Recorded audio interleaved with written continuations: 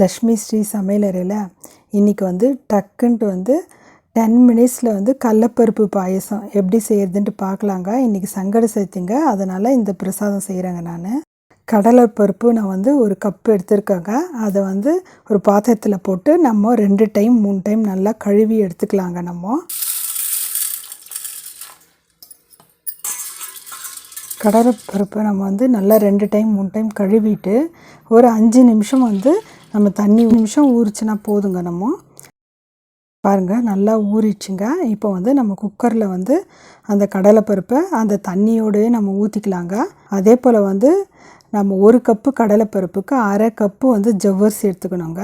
அந்த ஜவ்வரிசியும் 2 time 3 time நல்லா கழுவி எடுத்துக்கலாங்க. கழுவி எடுத்துட்டு அந்த கடலைப்பருப்பு போட்டிருக்கோம் பாருங்கள், ஜவ்வரிசியும் அதிலே போட்டுடலாங்க. நம்ம போட்டுட்டு இது கொஞ்சமாக திட்டமாக தண்ணி ஊற்றிக்கலாங்க. நம்ம தண்ணி ஊற்றி 2 விசில் வந்து நம்ம வச்சு எடுத்துக்கலாங்க.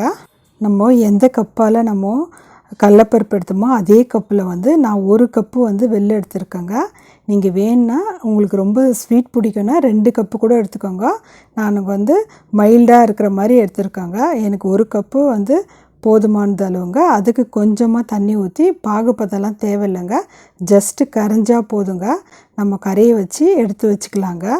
கேஸ் மேலே கடாயை வச்சுட்டு 1 ஸ்பூன் நெய் ஊற்றிக்கலாங்க. நெய் ஊற்றிட்டு முந்திரி திராட்சை போட்டு நம்ம நல்லா வறுத்து எடுத்துக்கலாங்க. முந்திரி திராட்சை எடுத்த உடனே நம்ம தேங்காய் கட் பண்ணி வச்சுருக்கேங்க. நான் சின்ன சின்ன துண்டாக அந்த தேங்காவை போட்டு நல்லா வந்து நம்ம வறுத்து எடுத்துக்கலாங்க. இந்த பாயசத்தில் தேங்காவை கட் பண்ணி போட்டு நம்ம இந்த மாதிரி நெய்யில் வறுத்து போட்டோம்னா டேஸ்ட் வந்து ரொம்ப நல்லாயிருக்குங்க. இப்போ பாருங்கள், நம்ம வந்து ப்ரெஷர்லாம் அடங்கிட்டோன்னே நம்ம ஓப்பன் பண்ணி லிட்டு ஓப்பன் பண்ணி பார்க்கலாங்க.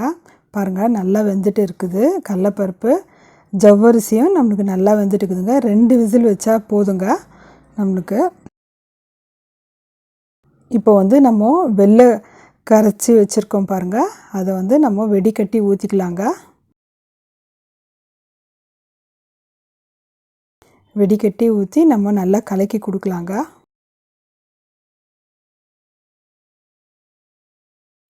வெல்லம் கரைசல் ஊற்றிட்டு நான் ஒரு லைட்டாக கொதி வந்தோடனே பசும்பால் காய்ச்சின பால் வச்சுருக்கேங்க. ஒரு கிளாஸ் பால் வச்சுருக்கேங்க. உங்களுக்கு தேவையான அளவுக்கு ஊற்றிக்கோங்க. நான் ஒரு கிளாஸ் பால் ஊற்றிக்கிறேங்க.